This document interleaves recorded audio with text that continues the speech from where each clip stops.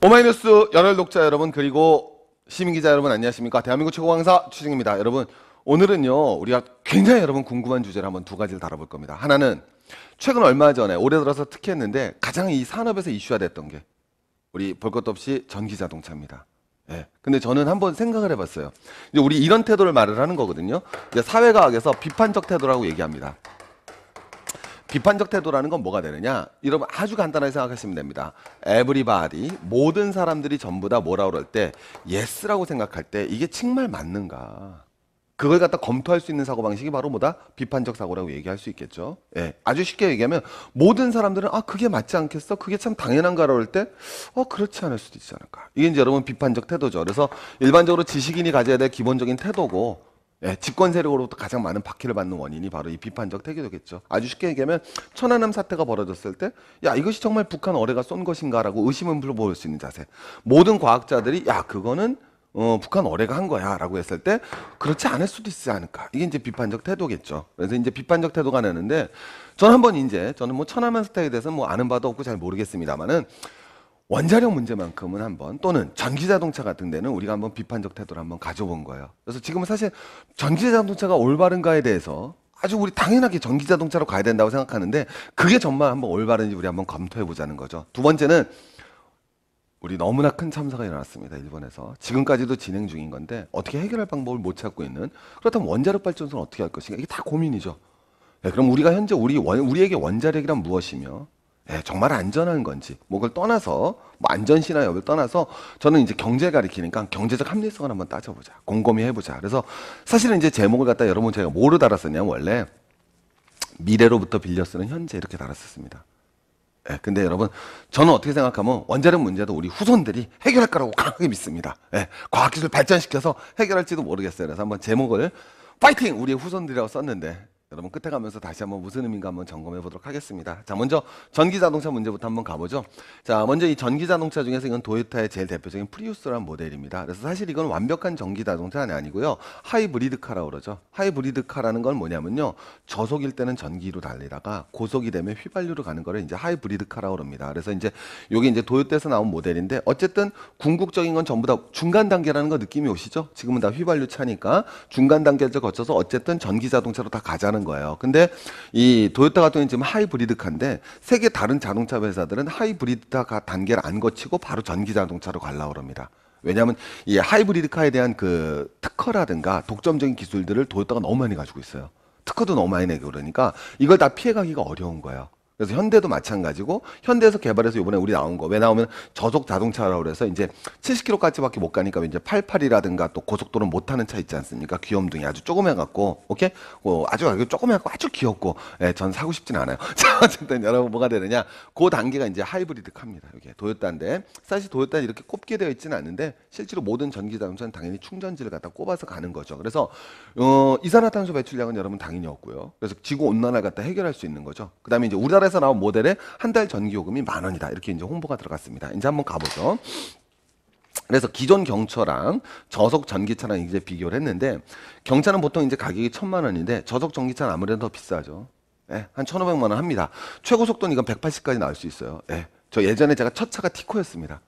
첫 차 티코였었는데, 우리 앞에 제 첫 차가 티코였었는데, 그게 연도로 따지면 제가 90한 2년, 3년에 이제 첫 차를 탔던 것 같아요. 근데 그 당시 탈 때 하더라도 이제 돈이 없는 대학원생 시절이었거든요. 그래서는 그때 뭘 했었냐면 제가 그 창문도 수동으로 하고, 그 다음에 이제 에어컨 없는 티코를 샀어요. 그래서 이제 놀라운 티코를 탔죠. 그래서 이제 타던 기억이 나는데, 그때는 기름값이 1리터 600원 하던 시절입니다. 그래서 제가 대학원을 춘천에서 다녔거든요. 그래서 그걸 왕복하던 이제 기억이 나는데, 그게 티코가 한 130km까지 납니다.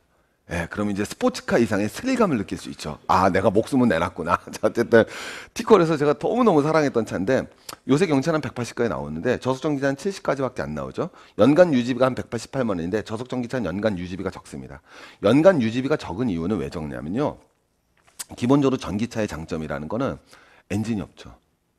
그 말 이해가십니까? 휘발유를 갖다 넣어서 펌프질을 해줄 필요가 없어요. 엔진이 없고, 두 번째, 그 힘을 전달해주는, 여기서 엔진에서 힘을 갖다 바퀴로 전달해주는 미션이 필요가 없죠. 근데 우리 차 운전해 보시면 알지만 제일 막 가는 게 뭐예요? 미션 나가면 돌아버리죠. 그죠? 예. 미션 나가면 여러분 수리비가, 여기 지금 앞에 차 없는 분들이니까 도대체 무슨 얘기를 하는지 모르시겠지만, 그죠? 미션 나가면 어떻습니까? 완전 돌아버리죠. 예, 미션 나가면 돌아버리거든요. 그 다음에 엔진 나가면 돌아버리고. 예, 엔진 오일 다 떨어져갖고 엔진 먹어버리면 엔진 갈 때, 미션 갈 때 이게 제일 머리 아픈 거거든요. 근데 그게 두 가지가 없어요. 그러니까 엔진 오일을 갈아줄 필요가 없는 거죠. 미션 오일도 갈아줄 필요가 없습니다. 오일이 새는 문제가 없는 거예요. 기껏 오일을 해봤자 모터 돌아가는 그 윤활유나 좀 뿌려주면 되는 게 전기자동차입니다. 그래서 유지 비용이 적게 드는 거예요. 자, 근데 더 중요한 거는 요거죠. 포인트는 요거죠. 하루 50km 갔을 때 월 유지비가 경차는 한 15만 원 정도의 기름값이 든다고 발표가 됐습니다. 우리나라 경차 기준입니다. 뒤에서 보시는 저속전 기차는 하루 10,000원이면 된다라는 거죠. 야, 엄청난 차이 아닙니까? 기름값 15만 원 들던 게 전기 10,000원이면 해결한다라는 거예요. 그래서 몇 프로가 저렴하다? 86%가 저렴하다. 자, 여러분 오늘 이게 가능하기 위한 것인가? 이제 제가 그걸 한번 이제 말씀을 드리고자 합니다. 이게 실제로 발표됐던 건데, 자, 금방 계산 나오시죠? 그러면 이걸 따랐을 때 2년 정도만 사용을 하게 되면 뭐예요? 처음 가격은 뭐였다? 더 비쌌죠? 이걸 다 뽑을 수 있다라는 겁니다. 그리고 최근 자동차 업계에서 뭘 요구하는 거죠? 요 가격 차이를 갖다가 없애달라는 거죠. 그래서 500만 원의 보조금을 주면 사람들이 저속 전기차를 살 것이고, 그러면 전기차 기술들이 점점점 발달하게 될 것이고, 그럼 나중에는 정부가 보조금을 주지 않더라도 무엇 문제를 해결할 수 있지 않겠느냐, 이거 나오는 거죠. 그리고 어떤 의미에서는 정부가 보조금을 줘야 되는 것도 맞죠. 왜? 요게 그대로라면 이산화탄소 배출량이 없으니까, 이산화탄소가 배출되는 건 지구 온난화를 가져오게 되고 여러 문제가 나니까 경제 주체 의도하지 않은 행위로 인하여 다른 경제 주체가 이 손해를 보는, 그걸 뭐라 그러죠? 외부 불경제 아닙니까? 그걸 갖다 발생을 안 하게 되는 거니까 그 목만큼 정부가 지원해 주는 게 당연하지 않겠느냐라는 논리가 이제 나오는 거죠. 자, 이제 뒤에라서 한번 가보겠습니다. 그런데 사실 여기에서는 전제가 있어야죠. 전제 뭐냐면 이거 동의할 수 있거든요. 이거 100% 동의합니다. 이거 동의 못할 거 아니죠. 이것도 100% 동의하죠. 그럼 전기값 10,000원은 가능하냐? 저는 사실 처음에 나왔을 때 이제 의심이 갔던 거예요. 야, 정말 왜? 집에서 컴퓨터만 하루 종일 켜놔도 어때요? 10,000원 나오잖아요. 맞지 않습니까? 컴퓨터만 하루 종일 켜놔도 10,000원 나온단 말이에요. 근데 자동차를 50km 가는데 10,000원? 이게 처음에 저는 의심스러웠던 거죠. 이제 생각을 해본 거예요. 그렇지 않습니까? 여름에 여러분 에어컨만 좀만 더 켜봐요. 그것도 5, 6만 원 나옵니다. 집에 에어컨 없어요? 그럼 부채 피고 사세요. 자, 여러분 한번 가보게요. 뒤로 가봅니다. 그래서 여러분 기준이 뭐가 되느냐? 하지만 월간 전기 사용료가 50km를 달리려면 200kW 정도가 되는 겁니다. 자동차에 200kW 정도가 드는 건데, 가정용 요금으로 사용했을 때 2만 원 정도 드는 거니까 기본적으로는 여러분 뭐가 된다? 예, 산업용으로 사용을 해야 되는 거예요. 자동차 요금은. 오케이, 산업용으로 사용해야 되는 거고, 두 번째는 자, 현재 왜 이것도 이제 계속 가시는데, 계속 뒤에서 보여드리겠습니다. 그래서 전기요금은 두 가지가 있거든요. 산업용이 있고 가정용이 있죠. 가정용은 비쌉니까? 쌉니까? 좀 더 비싸요. 우리나라는 산업용이 싼 나라입니다. 굉장히 특이한 요금 체계를 가지고 있어요. 이런 요금 체계를 택한 국가는 거의 없습니다. 그럼 뒤에서 보겠지만 결국은 또 가계에서 어디로 부가 전가되고 있는 거예요. 기업으로 부가 전개되고 있는 거죠. 그러니까 이제 궁극적으로 미리 말씀드리지만 사실 이 요금 체계가 바뀌어 나가야 된다고 이제 봐야 되는 거예요. 저는. 왜 현재 가계가 어렵습니까? 기업이 어렵습니까? 가계가 어렵죠. 그러니까 이런 요금 제도가 바뀌어 나가야 되거든요. 우리 정부는 사실 너무 기업 편만 드는 거예요. 제가 판단했을 때는. 제가 나쁜 거 아니잖아요. 가계 편 좀 들어달라. 왜? IMF 때는 다 누구 편이었습니까? 기업이 어려웠으니까 그때 기업 편 들었지만 지금은 기업이 어려운 게 아니라 가계가 어렵잖아요. 그럼 가계 편을 들어야죠. 그러니까 우리가 이 공업 중심의 발전 전략을 취하다 보니까 그 전기요금의 이중적 제도를 취했습니다. 이거 이제 가격 차별화 정책이라고 그러는 건데, 그런데 우리 뭐가 되겠어요? 기업에게는 값싼 전기를 공급해주고 가게에게 높은 전기를 갖다 공급을 해준 거예요. 더 정확하게 표현되면 어떻게 되는 거냐면요. 가계 지원에서도 무슨 세가 있습니까? 누진제죠. 우리 전기요금이 똑같은 게 아니라 어느 정도까지 쓸 때는 전기요금이 싸다가 어느 정도 넘어가면 전기요금이 비싸지고 어디가 넘어가면 전기요금이 확 비싸지는 거죠. 네, 그래서 전기는 기본적으로 가계가 나와 있고 산업계, 산업요금이 있는데 어느 요금이 더 비싸다? 가계요금이 더 비쌌던 거죠. 그러니까 가계 중에서 중산층과 고소득자는 전기요금을 많이 쓰죠. 그 요금을 산업체에다 밀어줬던 게 우리나라 전기요금제의 기본적인 성격이에요. 이해가시겠습니까? 그러니까 전기요금이 두 가지가 있는 거죠. 그러면 전기자동차가 나왔을 때 얘를 산업요금을 매길 것이냐 가정요금을 매길 것이냐가 나오는 거예요. 오케이? 그러면 산업요금을 매긴 경우에 10,000원이 되는 거고 가정용 전기요금으로 계산하면 20,000원이 되는 겁니다. 네. 그러니까 좀 뉘앙스가 다른 거죠. 오케이? 그럼 어쨌든 요금이라는 게 그럼 또 만약에 모든 전기자동차에다가 만약에 여러분 뭐가 되겠습니까? 산업요금제를 매기지 않습니까? 그럼 전기자동차를 타는 사람들이 누구냐에 따라서 또 문제가 발생하는 거죠. 그죠? 예. 네. 전기자동차가 이제 스포츠카 같은 게 다 전기자동차가 됐습니다. 그럼 바로 문제가 또 발생할 수 있겠죠. 그 느낌이 오세요? 왜? 그럼 또 가계 요금을 갖다가 또 이 사람들한테 보태주는 꼴이 되는 거니까. 자, 어쨌든 나오는 거고요. 두 번째, 가정요금으로 사용하면 2만 원인데 여기서 끝나시면 안 됩니다. 왜냐하면 전기자동차 쓰려면 전기자동차 쓰는 경우는 일반 가정 사용 시에 기존 요금에다가 누진 요금으로 계산을 해야겠죠. 원래 가정요금이라면. 제 말 이해되시겠어요? 내가 원래 100와트 쓰는 건데 전기자동차 쓰는 바람에 300와트 쓰게 되잖아요. 그럼 당연히 이 요금은 무슨 요금으로 붙겠어요? 밑에 있는 요금이 아니라 이 요금으로 붙겠죠. 그래서 원래 가정에서 쓰는 요금으로, 그러니까 산업용 지원을 갖다 계산하지 않고 가정에서 쓰는 전기요금으로 타고 다니면 57,000원이 들어가는 겁니다. 이게 제 말 이해하시겠죠? 물론 10,000원이 될 수도 있어요. 산업용 요금으로 하면 10,000원인 거지만, 그러나 일반적으로 그냥 가정용에서 전기자동차를 내 집에 있는 충전기로 꼽아서 쓴다라면 월 57,000원이 되는 거죠. 그래서 2년 안에 뽑으시지 못하십니다. 요거는. 자, 이거 첫 번째 이거 말씀드린 거예요. 자, 이거는 이제 시작이에요. 더 재밌는 얘기들이 여러분 쏟아져 나옵니다. 저는 두 번째 궁금해진 게 있어요. 뭐가 궁금해졌느냐? 그래, 제가 이제 아까 말씀드렸는데, 자, 저는 뭘 생각하냐면은 아까 이제 나왔습니다. 그냥 차를 썼을 경우에는 어쨌든 15만 원에 여러분 뭐가 되겠습니까? 기름값이 들어간다는 거죠. 두 번째는 뭐가 돼야 되겠습니까? 전기차를 썼는데 10,000원이라고 발표했지만 제가 뭐라 그랬습니까? 이거는 산업용 전기 가격으로 했을 때 10,000원이다. 가정용 전기 가격으로 하면 2만 원이고 실질적으로는 다 누진세가 붙을 거니까 전부 다 57,000원이다. 이렇게 얘기를 했죠. 자, 근데 57,000원에서 우리 깎아봅시다. 5만 원만 된다고 이제 가정을 해본 겁니다. 5만 원이라고 볼 수 있죠. 그럼 이렇게 하더라도 궁극적으로 뭐예요? 자동차, 휘발유차보다는 전기차가 더 싼 거 아닐까요? 라고 문제 제기를 한 거예요. 근데 저는 왜? 이게 제 상식에는 중학교 때 배웠던 제가 하는 과학 이론하고 너무 다른 거예요. 뭐가 다른 거냐? 한번 생각해 봅니다.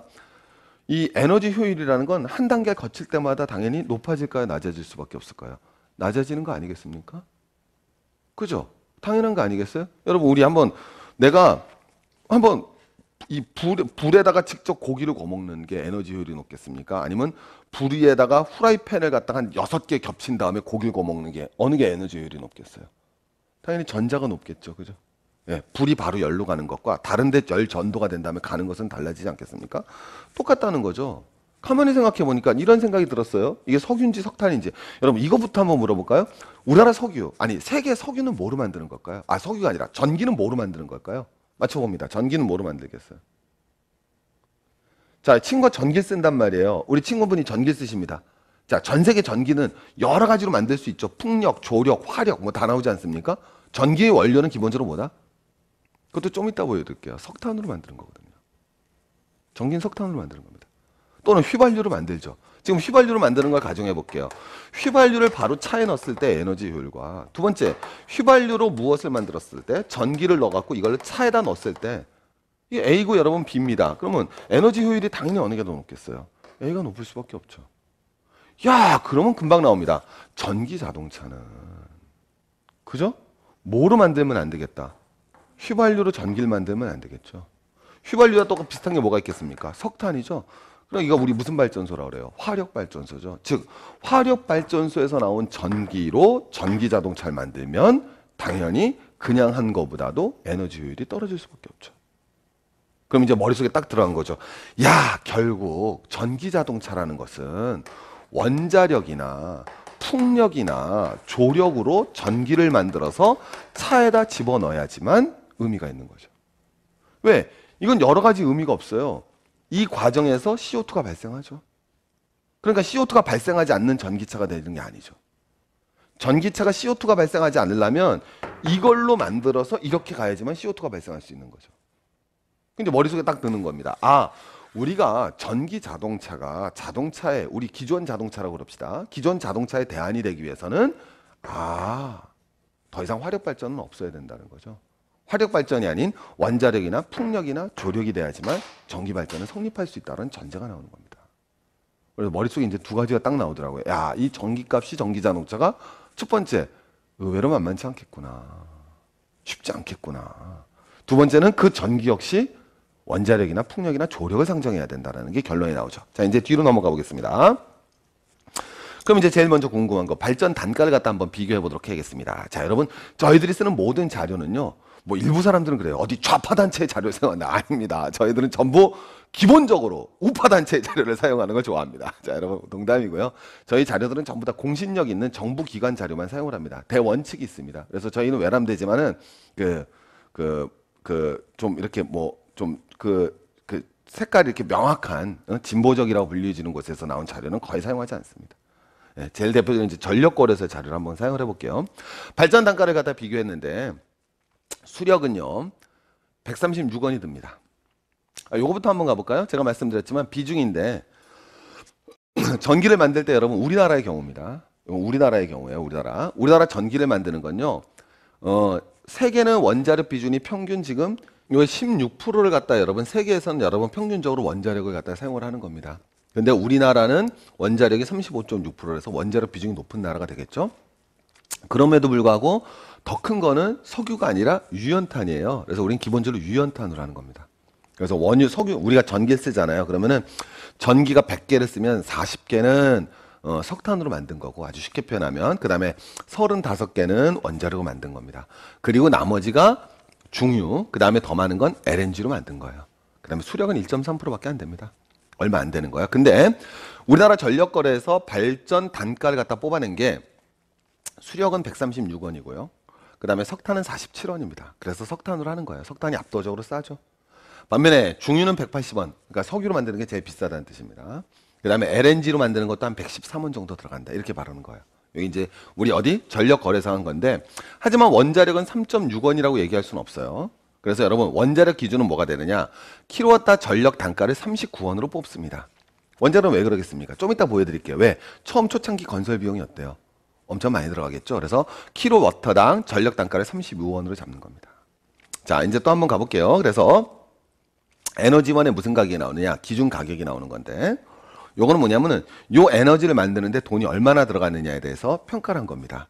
그래서 태양으로 만들면 716원이 들어가니까 현재 나온 게 비교도 안 되죠.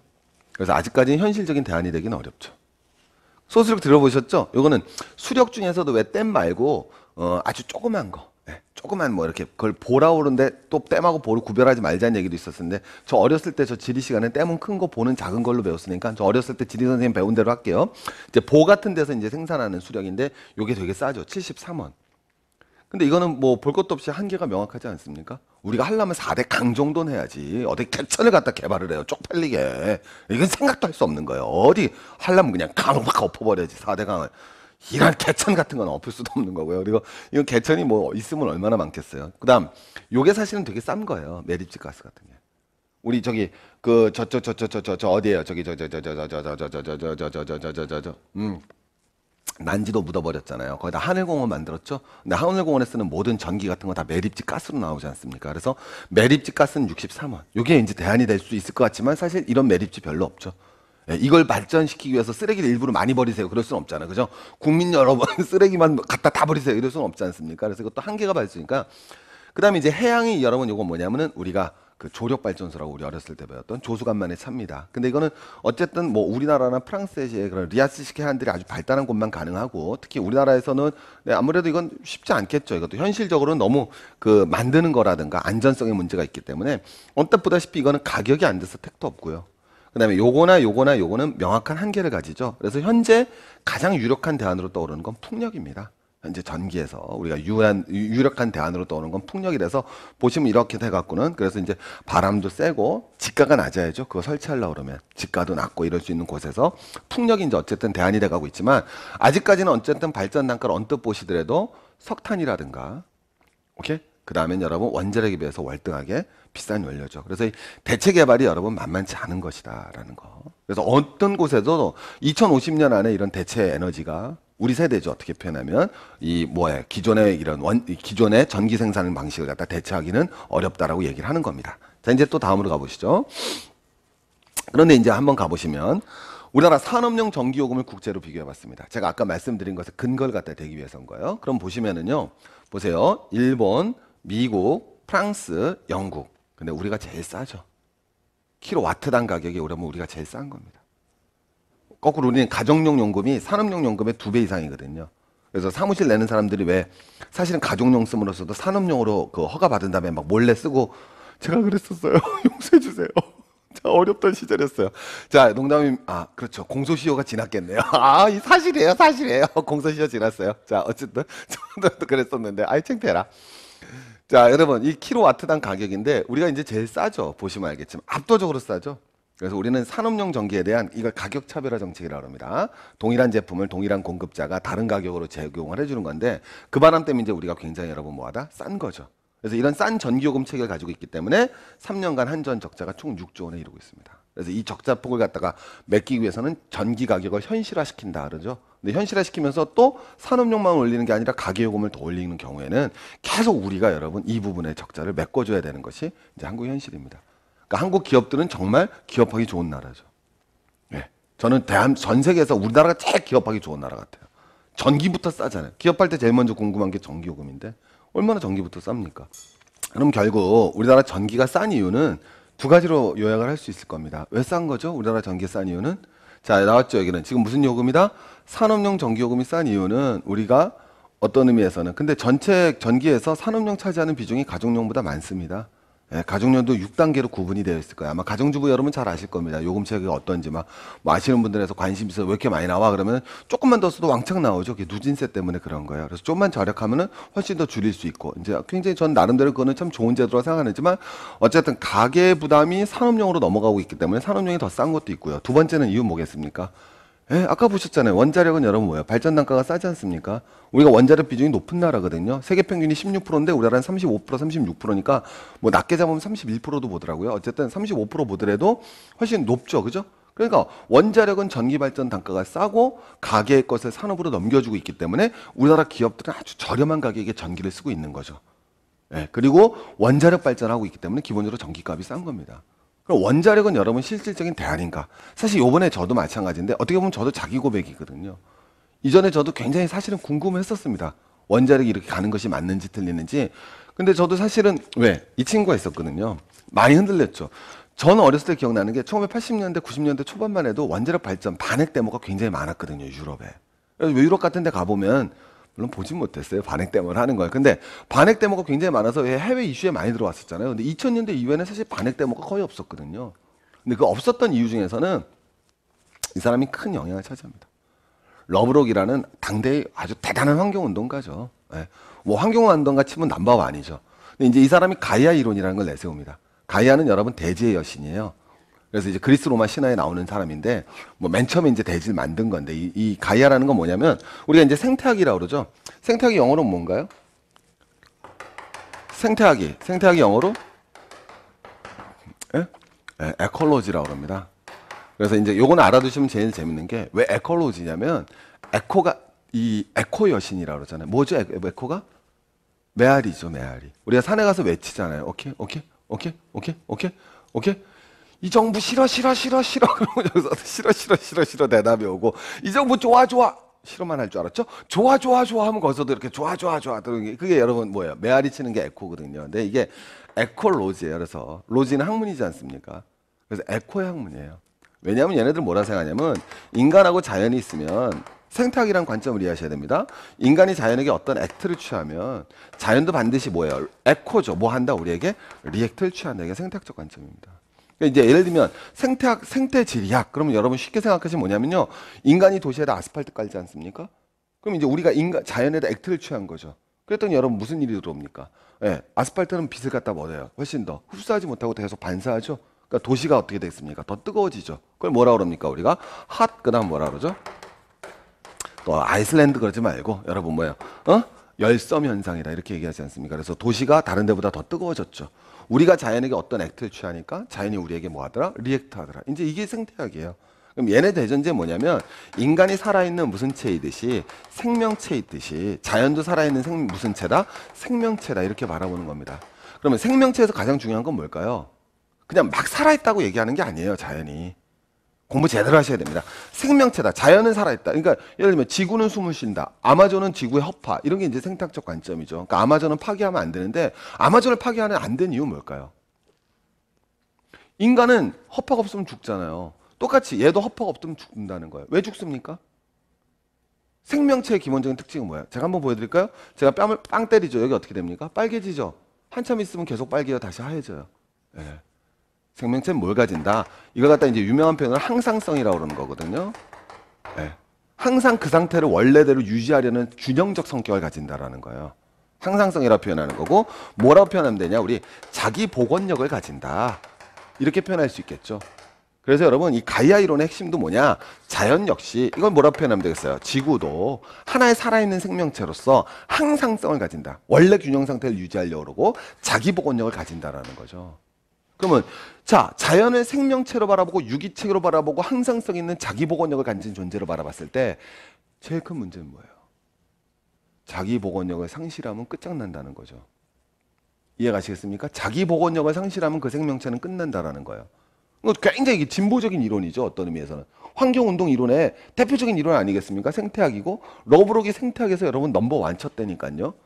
예, 근데 이제 러브록이 거꾸로 질문을 던지는 거예요. 그러면 야, 지구가 생명체라면 지구의 뭐를 갖다 우리가 망가뜨려서는 안 된다. 자기 복원력을 망가뜨리면 안 된다라고 나오겠죠. 그러면 지구의 자기 복원력을 망가뜨릴 수 있는 가장 큰 행동이 뭘까냐는 거죠. CO2. 뭐가 되겠습니까? 지구온난화죠. 그러니까 지구온난화가 발생해버리면 그죠? 자기 복원력이 뭐한다? 상실해버릴 수 있다는 거죠. 우리 몸에서 열 나잖아요. 그럼 건강한 상태라면 그 열을 뭐예요? 몸이 스스로 낮추지 않습니까? 한참 지나면. 근데 온도가 48도, 몸이 어떻게 48도 되는 거야? 43도, 4도 올라가면 왜 위험하다는 거야? 42도, 3도 되면 뭐가 되죠? 우리가? 위험하다고 그러죠. 왜? 42도, 3도가 됐을 땐 자기 복원력을 잃어버릴 수 있기 때문에. 그럼 뭐 하는 겁니까? 사람이 죽어버린다는 거죠. 마찬가지로 얘도 CO2 배출량이 너무 늘어나서 지구 온난화가 너무 있을 수 없는 수준까지 가버리면 지구가 자기 복원력을 상실할 수 있다. 그럼 지구는 유기체적 성격을 잃을 경우 지구 파멸이 올 수밖에 없지 않겠는가? 그럼 이산화탄소 배출량을 막기 위해서는 우리는 어쩔 수 없이 원자력 발전에 의존해야 된다. 이게 러브록의 관점입니다. 사실 저도 이런 관점을 기존에 가지고 있었기 때문에 저도 이런 문제에 대해서는 원자력이 대안일 수밖에 없는가에 대해서 저도 사실은 어떤 의미에서는 공감을 했었어요. 근데 저도 요번 계기를 통해서 다시 한번 공부를 해나갔던 겁니다. 자, 그래서 러브록의 이론의 여러분 기본적인 특징은 뭐였냐면 러브록은 여러분 뭐 하느냐? 그러면 원자력 발전소가 문제가 없진 않지만 문제가 뭐 없다고 하진 않았겠죠? 근데 어쩔 수 없는 대안이 나오는 그런 이론적 배경은 이해가 가겠죠. 그러면 그렇다고 원자력 발전소 언젠가 갈 수가 없기 때문에 두 번째 나오는 거는 얘는 뭐라 그러냐? 우리 이제 그 조금 다른 거예요. 우리 제레미 레프킨이라고 아주 유명한 우리 그 뭐 종말 시리즈로 유명하신 분인데 그분도 나중에 한번 공부해 보게요. 그분은 이제 수소혁명을 주장했는데 그거랑 좀 다른 건데요. 이제 이 친구는 뭐가 되냐면 그럼 궁극적으로 우리는 어떤 에너지로 가야 될 것이냐에 대해서 러브록이 뭐라 그러냐면은 핵융합의 시대로 가야 된다라는 거예요. 그럼 저건 원자력 발전 아닌가요? 그러는데 어렵게 생각하지 마시고요. 원자력 발전도 여러분 두 가지로 원자력 발전이라고 할 수는 없는 건데 두 가지로 나눌 수 있는 거. 하나는 지금처럼 핵을 분열시키는 거. 핵을 분열시키는 과정에서 나오는 힘으로 증기터빈을 돌리는 것과 핵을 융합시키는 과정에서 나오는 걸로 증기터빈을 돌리는 방식. 자, 한번 우리 상식으로 물어봅시다. 태양은 핵 분열을 해요? 핵 융합을 해요? 이게 중고등학교 때도 과학 교육을 해야 돼요. 그래서 제가 속상한 게 요새는 우리 문과 애들은 과학을 안 하고 대학을 갑니다. 사탐만 시험 보고. 이과 애들은 문과 과목을 안 보고 또 대학을 가요. 이게 정말 그래서 문과 학생들은 과학적 기초가 너무 없어요. 그리고 이과 학생들은 인문학적 기초가 너무 없고. 정말 너무 슬픈 거예요. 사실 이 카이스트에 우리 이번에 막 나오고 그러지 않습니까? 그 친구들도 마찬가지로 외람되지만 인문학책 읽을 필요가 없는 거예요. 고2 졸업하고 나서 인문학책을 접근해볼, 물론 그 친구들이 자살 많이 한 게 인문학적 기반이 없기 때문이라고 어이없는 얘기지만 넓은 의미에서는 통용 가능한 거죠. 거꾸로서 문학도나 사회학도들이 과학적 지식이 너무 없기 때문에 가다가 100% 한계에 부닥쳐요. 우리 철학이 어떻게 물리학 없이 무슨 철학을 합니까? 말도 안 되는 거지. 카오스 이론을 모르는데 어떻게 무슨 철학을 해요. 똑같은 건데 태양은 핵융합을 하는 거고 태양이 핵 분열하면 우린 다 죽었어 벌써. 방사능이 오염돼 갖고. 왜 그러세요? 태양이 핵 분열을 하면 그땐 방사능이 나오는 거예요. 그럼 우리 다 지금 태양이 핵 분열하고 있으면 그냥 방사능 온몸으로 쐬는 거. 온몸으로. 햇볕도 못 맞아. 우리가 뭐 드라큘라야. 햇볕 맞으면 뒤지게. 그게 아니고요. 태양은 핵 융합을 하는 거고 지금은 핵발전, 지금 핵발전 핵 분열을 하는 건데 이제 장기적으로 핵융합으로 가야 된다는 거예요. 왜? 저거는 방사능도 나오지 않고 문제가 없는 거. 아주 좋은 거죠. 쉽게 얘기하면 방사능에 문제가 없고 아무 문제가 없는 거예요. 근데 핵융합으로 가야 되는데 핵융합은 뭐가 문제가 있느냐? 핵융합 발전소 구조인데 요 초고온 플라즈마라고 보이지 않습니까? 그래서 여러분 뭐냐 여기를 하다가 요렇게 이제 바꿔 나가는 과정인데 요걸 담기 위해 요게 이제 온도가 이게 좀 뜨거워요. 많이 뜨겁진 않고 한 2억도 돼요. 그러니까 좀 뜨겁죠. 손 대면 이제 디지는 않겠구나. 그냥 녹죠. 자, 녹을지도 않을 것 같아. 어떻게 될지 모르겠지만 상상도 할 수 없는 2억도인데 이걸 보관할 용기가 없는 거예요. 그래서 못 하는 겁니다. 아주 쉽게 표현하면. 보관할 용기가 없습니다. 2억도를 담을 수 있는 그릇이라면 장난 아니어야 될 거 아니에요. 그죠? 예. 우리가 뭐 그 슈퍼맨 그 뭐 금속도 가지고 있는 것도 아니고. 근데 이게 이제 실험실에선 가능한 거예요. 근데 이게 이제 언제쯤 상용화 될 것이냐. 이게 이제 논란이죠. 그래서 이제 저 친구 같은 경우는 굉장히 긍정적으로 본 거예요. 곧 될 수 있을 것이다. 그래서 이제 저도 이게 사실 언제 상용화 되느냐가 관건인 건데 그래서 저는 궁금해 갖고 직접 제가 전화를 해서 물어봤습니다. 그랬더니 이게 언제 상용화 가능하겠냐 물어봤더니 이제 일반적인 얘기입니다. 이게 실험실에는 있거든요. 실험실에는 있습니다. 근데 뭐라고 정답하냐면 실제로 그분만이 아니라 대부분 하는 게 2050년쯤 되면 그게 상용화가 가능할지 안 할지가 판단이 될 거라는 거죠. 그러니까 안 될 수도 있고 될 수도 있다라는 건데 그래서 야, 이 핵융합 발전이라는 것이 참 되면 좋지만 어쨌든 2050년까지는 상용화가 안 되는 거고 50년쯤 되면 상용화 가능 여부가 나오겠죠. 그럼 이제 현실적으로 2050년까지 원자력을 사용해야 될 것이냐 말 것인가의 문제로 우리 거꾸로 돌아가야겠죠. 왜? 지금 이제 그냥 무조건 원자력을 할 수는 없는 거잖아요. 맞지 않습니까? 왜? 그러다가 상용화가 안 된다 그러면 어떻게 돼요? 또 계속 수백 년 동안 원자력 돌리려고? 그건 안 되지 않겠습니까? 그러니까 2050년까지 가서 그때 융합이 가능하다 그러면은 얼마나 행복한 일 아니겠습니까? 자, 이제 한번 가봅니다. 그래서 여러분, 자, 우리 러브록에서 이제 나오는 개념이 뭐가 되냐면 요거는 이제 지구 온난화 효과고요. 그 다음에 요거는 이제 뭐가 되느냐면 에어 폴루션 임팩트니까 공기 오염 정도를 갖다 보여주는 겁니다. 이건 그린하우스 가스 임팩트니까 여러분 그린 효과 정도의 축정도인데 이제 보시면 알겠지만 요 놈들이 제일 나쁜 놈이라는 거죠. 네, 석탄입니다. 석탄. 말할 것도 없죠. 여러분 제일 재밌는 게 동구권이 망하는 것 중에 하나의 요인도 오일 쇼크에서 찾는 경우도 많습니다. 저는 실제로 그때 동구권을 되게 이른 나이에 갔었거든요. 근데 동구권 가봐서 깜짝 놀랐던 게 서유럽하고 비교해서 동구 유럽이 굉장히 지저분합니다. 건물도 오래되어 있는데. 왜 그런가 봤더니 석탄을 쓴 거예요. 오일 쇼크가 터졌지 않습니까? 석유 가격이 왕창 올라갔잖아요. 그러니까 유럽 애들은 석유 가격이 올랐을 때도 그래도 그냥 석유를 쓴 거예요. 어쩔 수가 없으니까. 근데 동구는 석탄지대가 많잖아요. 그쪽이. 러시아도 그렇고. 그래서 석유 쓰던 걸 다시 석탄으로 돌렸습니다. 그러니까 도시가 완전 더러워져 버렸죠. 이러면서 이제 생산성 효율도 더 떨어지게 되는 건데 어쨌든 이제 동구가 오면 이제 그래서 여러분 그 당시에 여러분 동구권 가보면요 그 도시 공기 오염이 굉장히 심했었어요. 물론 한국도 그때는 뭐 장난 아니게 심했고요. 우리 기억나죠? 막 경유 자동차 막 그 버스 막 하면은 어렸을 때 왜 기억나시잖아요. 그 냄새 좋아갖고 막 쫓아다니고. 자, 어쨌든 이 석탄이 이제 제일 그 여러분 뭐가 되겠습니까?